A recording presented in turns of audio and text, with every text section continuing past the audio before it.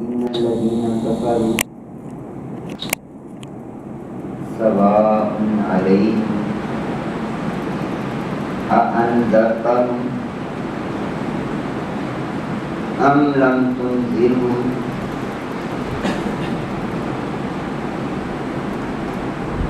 لا يؤمنون.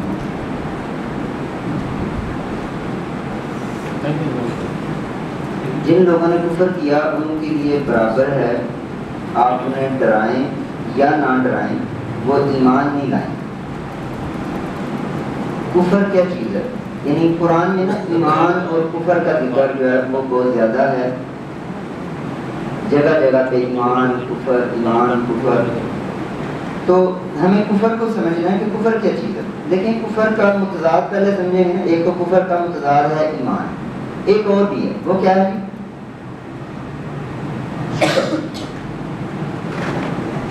لَإِن شَكَرْتُمْ لَأَزِيدَنَّكُمْ، اگر شکر کرو گے تمہیں زیادہ دوں گا۔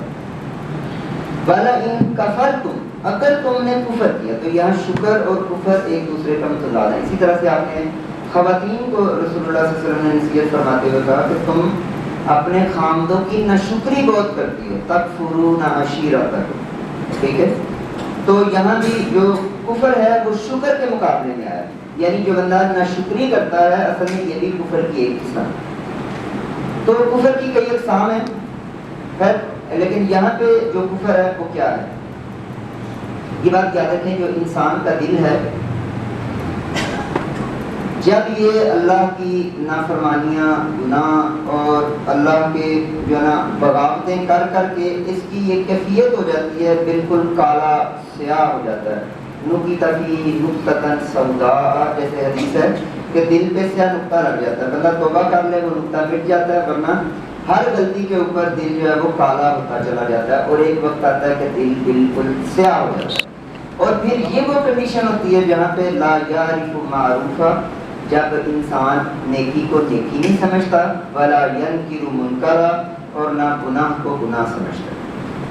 تو یعنی دل کی ایسی کیفیت، اس کو مثال بھی دی گئی، فرمایا کالکوزی مجخیہ، جیسے الٹا گلاس ہو، یعنی الٹا گلاس ہوگا تو قیمتی سے قیمتی مشروب بھی اس کے اندر نہیں جاتا، ٹھیک ہے؟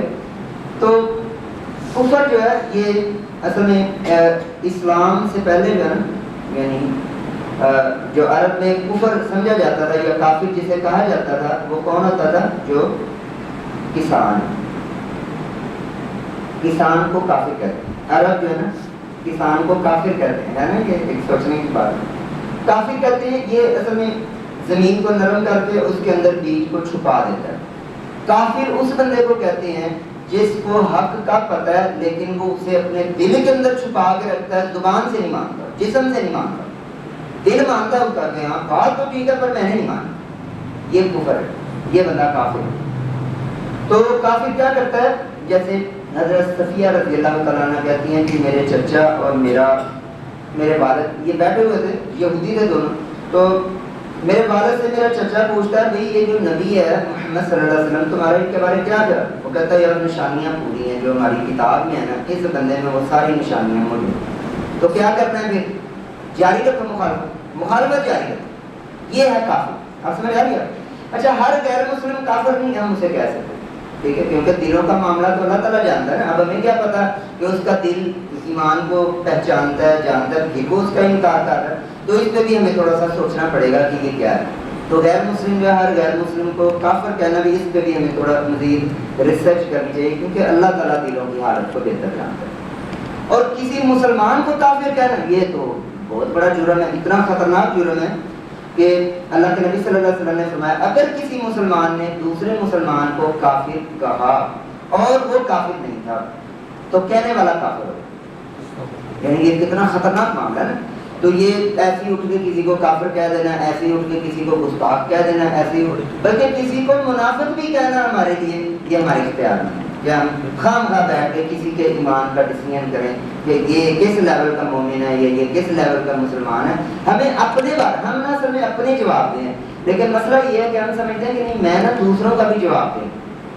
یہ جو محلے کے لوگ ہیں نا، ان کا ایمان بھی میں نہیں طے کرنا، یہ ڈیوٹی میری لگی ہوئی ہے۔ بھائی تمہاری ڈیوٹی کس نے لگائی؟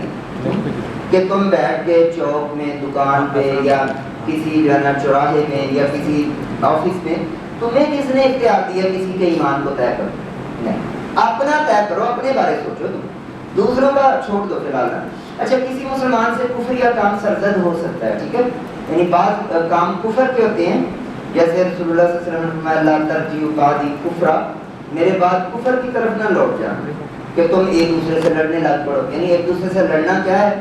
یہ کفریہ کام ہے، لیکن یہ اسلام سے خارج نہیں کرتا، یعنی کسی کو کسی بندے سے کفریہ کام